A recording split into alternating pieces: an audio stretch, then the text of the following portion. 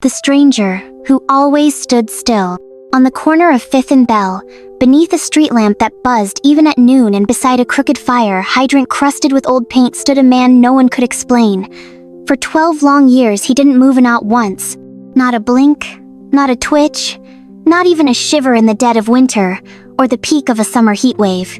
He wore a long gray coat, always buttoned up to the top, and a thick wool scarf that never shifted in the wind.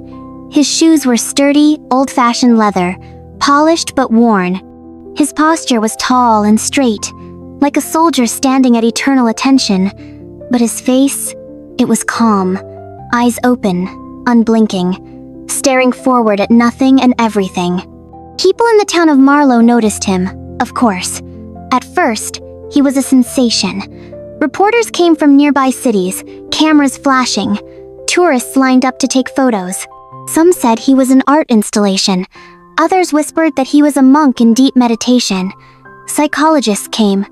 A group of scientists tested his reflexes had none. He responded to no stimuli.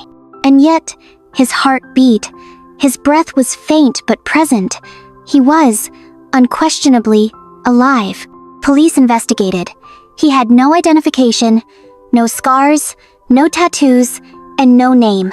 His fingerprints returned, no matches.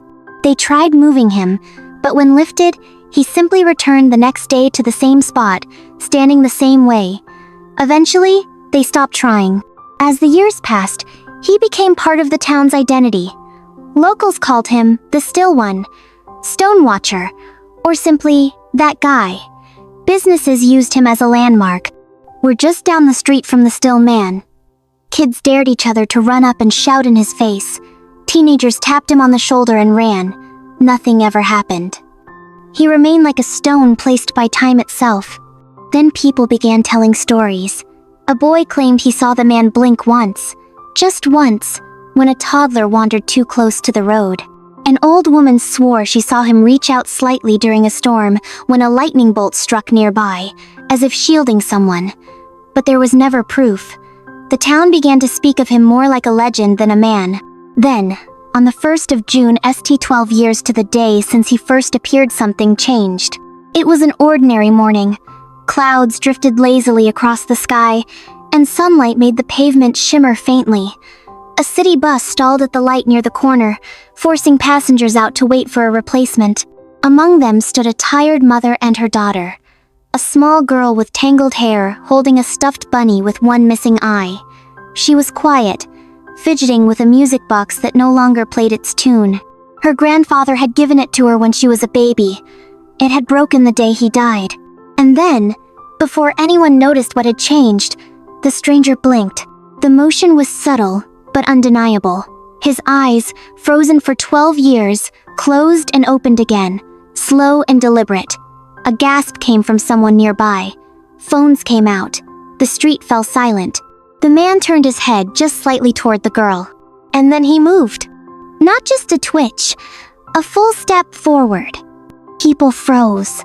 The street felt like it held its breath. The man walked slowly, precisely, each footstep echoing louder than any car or voice around him. He stopped in front of the girl and knelt. From the depths of his gray coat, he pulled something small, a gleaming silver carousel music box, identical to the one in the girl's lap, but whole, untouched by time. "You dropped this," he said in a deep, quiet voice. 12 years ago. The girl's mother gasped. The girl took the music box, turning it slowly in her hands. It was hers down to the tiny inscription on the base, but it had vanished when she was a baby, lost and forgotten.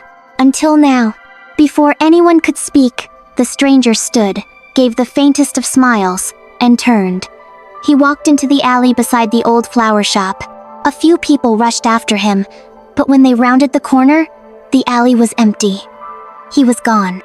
Vanished. No trace, no footprints, not even the faint scent of cologne. In the days that followed, Marlow buzzed with theories. Videos of the moment went viral.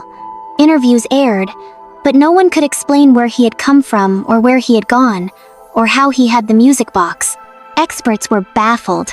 Paranormal forums lit up.